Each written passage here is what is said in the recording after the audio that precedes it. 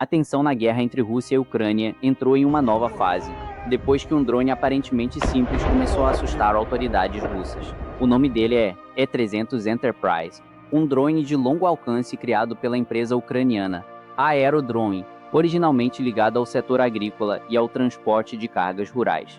O que antes parecia apenas um pequeno avião utilizado em fazendas, acabou sendo transformado em uma das armas mais inesperadas da guerra moderna. Enquanto grandes potências investiam bilhões em caças furtivos e mísseis sofisticados, a Ucrânia começou a apostar em algo muito mais simples e talvez muito mais perigoso. Mas o momento que realmente mudou a percepção da Rússia sobre essa nova ameaça aconteceu em 2 de abril de 2024. Naquela manhã, algo apareceu no céu da região de Tartaristão, a mais de 1.300 quilômetros da fronteira ucraniana. Uma área considerada tão distante da guerra que muitos russos acreditavam ser praticamente impossível sofrer qualquer ataque vindo da Ucrânia. O alvo era a Zona Econômica Especial de Alabuga, na cidade de Elabuga, local onde a Rússia havia instalado uma das estruturas mais importantes de sua produção militar, a fábrica responsável pela montagem industrial dos drones Shahed 136, rebatizados pelos russos como Geran 2. Naquela manhã, moradores locais filmaram uma pequena aeronave voando lentamente sobre a cidade. Não parecia um míssil, não parecia um caça. De longe, muitos acreditaram que fosse apenas um ultraleve perdido ou algum avião civil fora de rota. Mas segundos depois, a aeronave mergulhou diretamente contra o complexo industrial. A explosão foi forte o suficiente para ser ouvida em toda a cidade. Pela primeira vez desde o início da guerra, a Rússia havia sido atingida tão profundamente dentro do próprio território, utilizando algo que parecia apenas um pequeno avião improvisado. Segundo análises de fonte aberta e especialistas militares, o drone utilizado naquele ataque possuía características extremamente compatíveis com o E-300 Enterprise ou plataformas similares derivadas de aeronaves civis adaptadas para a guerra. O governo ucraniano fez questão de afirmar que nenhuma arma ocidental foi utilizada na operação. Tudo teria sido produzido domesticamente utilizando tecnologia ucraniana. E aquilo mudaria completamente a lógica da guerra moderna. Mas talvez a parte mais impressionante do E-300 esteja justamente em sua lentidão. Parece contraditório, mas essa velocidade extremamente baixa pode ser exatamente o segredo que permite ao drone atravessar enormes distâncias sem ser detectado. Os radares modernos de defesa aérea funcionam principalmente através do chamado efeito Doppler, detectando alterações causadas por objetos em movimento rápido. O problema é que quando algo voa devagar demais, muitos sistemas acabam tratando o alvo como ruído, como pássaros, como folhas levadas pelo vento, e foi exatamente essa fraqueza que o E-300 começou a explorar. Nas semanas seguintes, ataques semelhantes começaram a atingir locais cada vez mais profundos dentro da Rússia.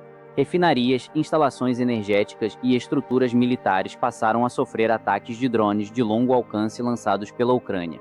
Um dos casos mais comentados envolveu ataques atribuídos ao E-300 contra regiões profundas como Bashkortostan, incluindo o colossal complexo petroquímico Gazprom Neftekhim Salavat, localizado próximo aos Urais.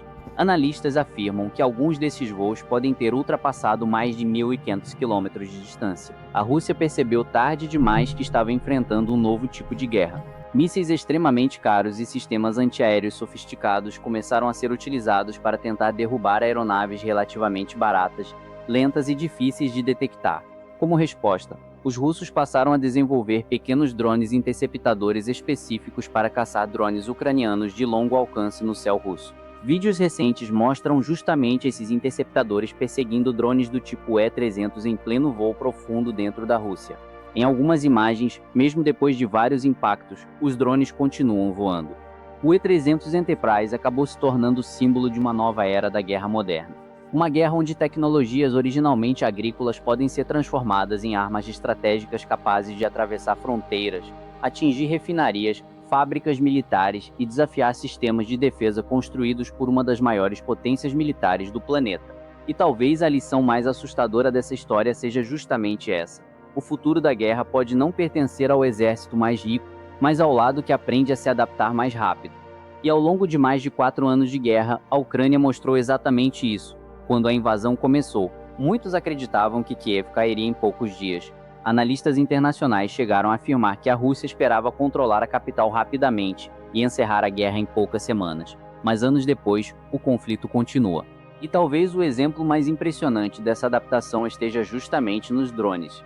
Tecnologias originalmente criadas para a agricultura, pulverização e transporte rural começaram a ser convertidas em armas de guerra.